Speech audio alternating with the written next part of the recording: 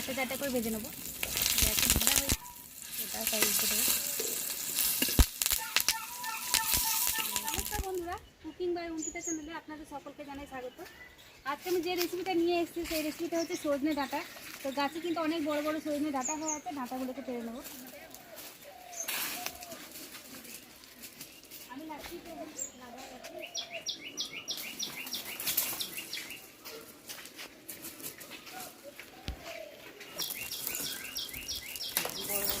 এই সাইডে করেছে,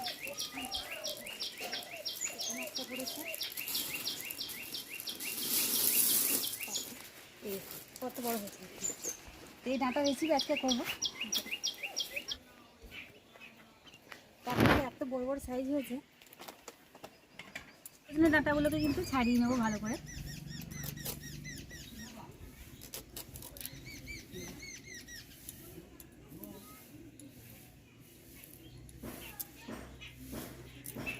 এগুলোকে আমি কিন্তু কেটে নিয়েছি,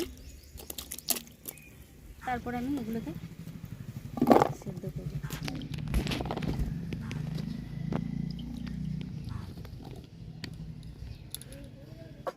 উনুনটা ধরে গিয়েছে, এরপর আমি কড়াইটা চাপিয়ে দিলাম। কড়াইয়ের মধ্যে জল দিয়ে দেবো।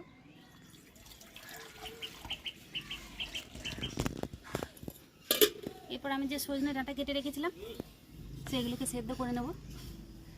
সব কিন্তু জলে দিয়ে দিলাম, শুধু জলেই সেদ্ধ করবো, এখানে লবণ হলুদ কিছু দেবো না। ডাঁটাগুলো সেদ্ধ হোক ততক্ষণ আমি পোস্ত বেটে নেবো।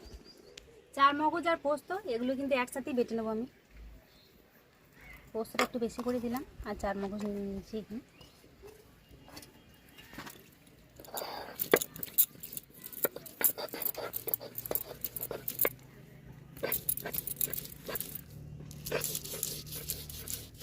এটা কিন্তু খুব মিহি করে বেটে নেবো।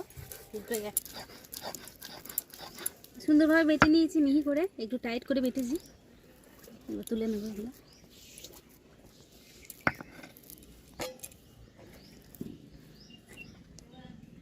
হয়ে গেল,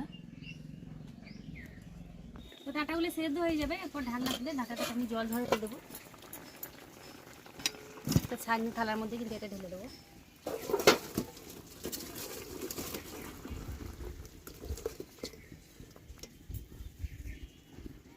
পেঁয়াজ কাঁচা লঙ্কা এগুলো কেটে নিয়েছি, আর এইদিকে আমার সজনে ডাঁটাটাও কিন্তু ঠান্ডা হয়ে গিয়েছে, এটা ছাড়িয়ে নেব।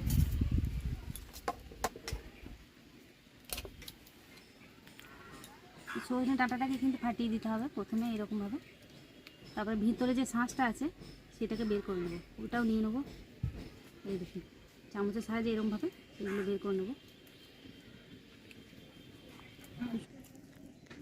আমাদের এরকমভাবে কিন্তু শাঁসগুলোকে বের করে নেবো, এই দেখুন এরকমভাবে।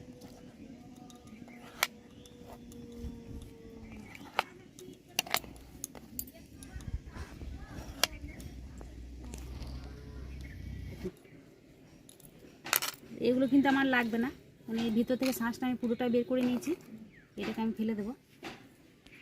তো এইগুলোকে কিন্তু আমি একটু শিলে মিহি করে বেটে নেবো।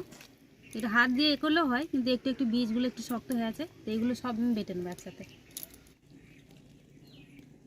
তো এগুলো সব একসাথে বেটে নেবো।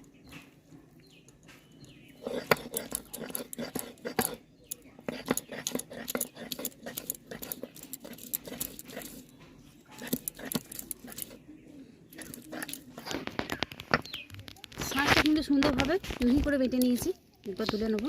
দেখুন কত সুন্দর বাটা হয়েছে।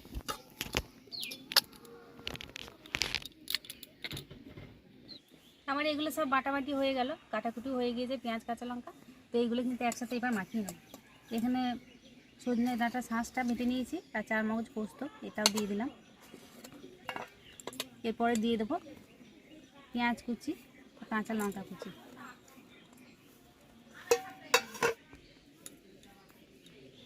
দু চামচ মতো লবণ দিয়ে দিলাম। এইগুলো দিয়ে কিন্তু সুন্দরভাবে মাখিয়ে নেব।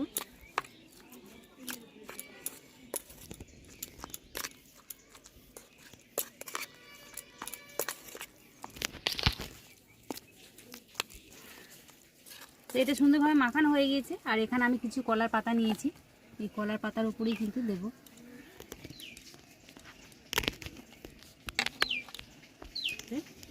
দিয়ে দিয়ে দিলাম কলার পাতার উপরে।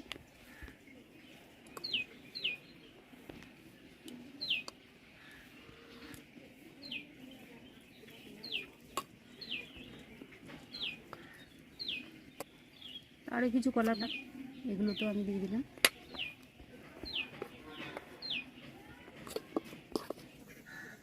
এরপর আর একটা করে কলার পাতা কিন্তু উপরে চাপিয়ে দেবো উপর থেকে, এরকমভাবে।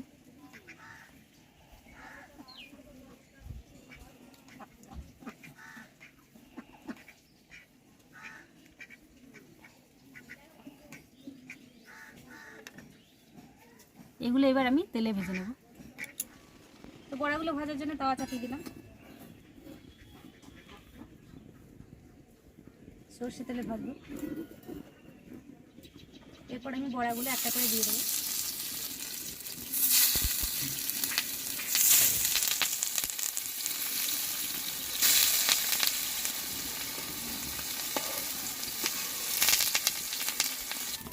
বড়াগুলি আমি চারটে চারটে করে ভেজে নেবো।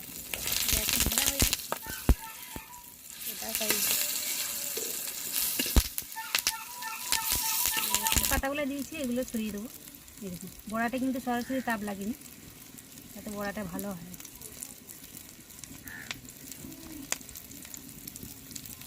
বন্ধুরা যারা সজনে তো বড়াগুলোকে আর একবার উল্টে দেবো এরকমভাবে।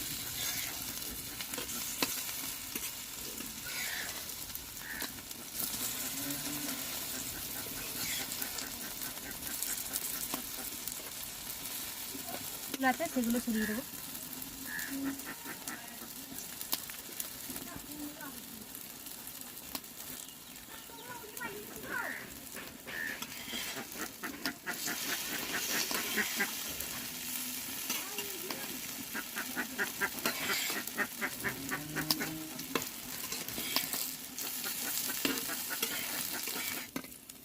বন্ধুরা বড়াগুলো কিন্তু ভাজা হয়ে গেছে। এরপর আমি বড়াগুলোকে তুলে নেবো একটা একটা করে। দেখি কত সুন্দর দেখতে হয়েছে, আর খেতেই কিন্তু দারুণ লাগে। একইভাবে কিন্তু বাকিগুলোকেও ভেজে নেবো। বন্ধুরা আমার এই সজনে ডাঁটা বড়াটা আপনাদের কেমন লাগলো অবশ্যই জানাবেন। আর আপনারা সকলেই ভালো থাকবেন, সুস্থ থাকবেন। তো আগামী দিন আবার আসবো অন্য কোনো রান্না নিয়ে। আজ এখানেই শেষ করলাম, ধন্যবাদ।